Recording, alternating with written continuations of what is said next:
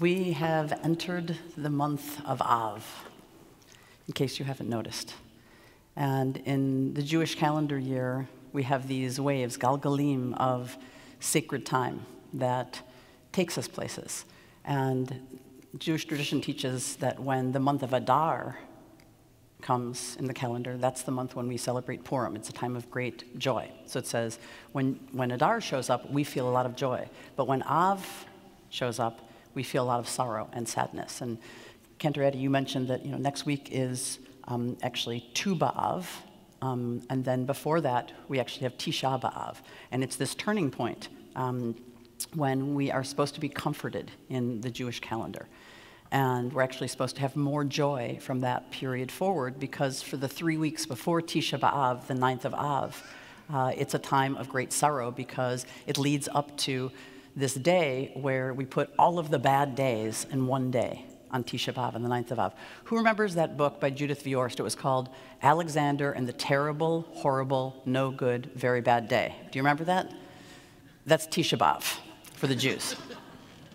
Which I think is a little bit strange to have one day when you have there's a fast on the 17th day of Tammuz, and then you move from this fast day when the walls of Jerusalem were breached to the destruction of the first temple and the destruction of the second temple and the Inquisition and the beginning of the Holocaust. And it's all of these things that happened on the 9th of Av. And so it becomes this deep, dark day of grief and of mourning in our calendar. And so for the 3 weeks before Tisha B'Av, we prepare ourselves for this mourning, for this grief, and then Tisha B'Av is over. We do a fast day on the 9th of Av, and then it says for the next 7 weeks, we're comforted. Because between Tisha B'Av and 7 weeks later, it's this big holiday called Rosh Hashanah. And so you're supposed to be preparing yourself with joy. And that's why I said it's like galgalim, because there's times when we feel a lot of joy, and there's times when we feel a lot of grief, and we don't usually have very much control over when that happens. But the Jewish calendar gives us a pathway, or it makes sense sometimes when we don't feel like what's going on inside of us or going on in the world is making any sense.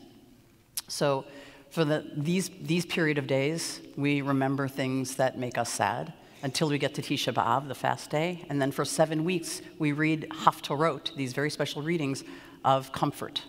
And the first one comes next week, and it is the actual Shabbat of comfort. And the words come from Isaiah. And the words say, Nachamu, Nachamu, Ami, and we're going to sing it in a few minutes. Comfort us, comfort us. We are going through something that is painful, the memory of things that were destroyed, the memory of the temple, the memory of things not going well in Jerusalem.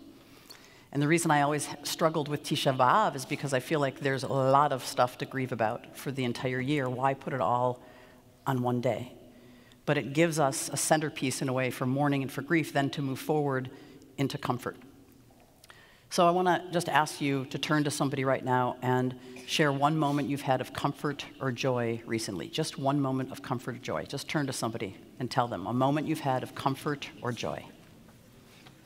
Mine just goes straight to me.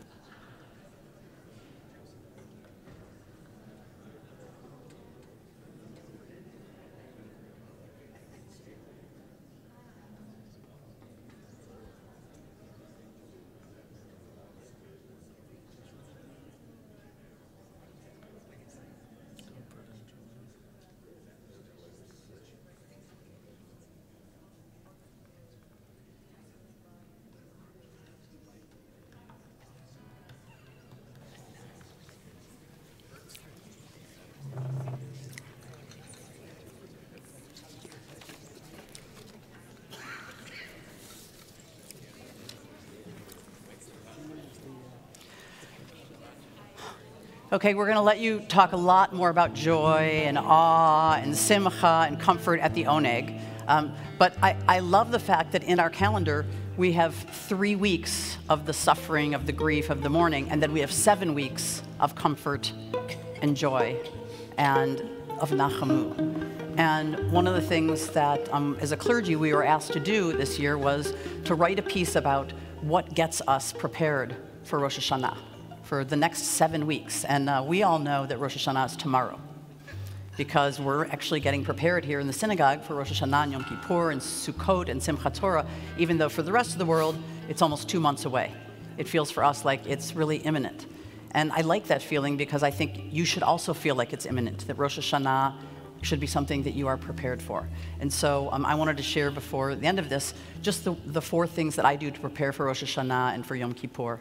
And you can read all about these in the next chronicle, all the clergy shared with it. So the first thing is something that grounds me. It's Torah.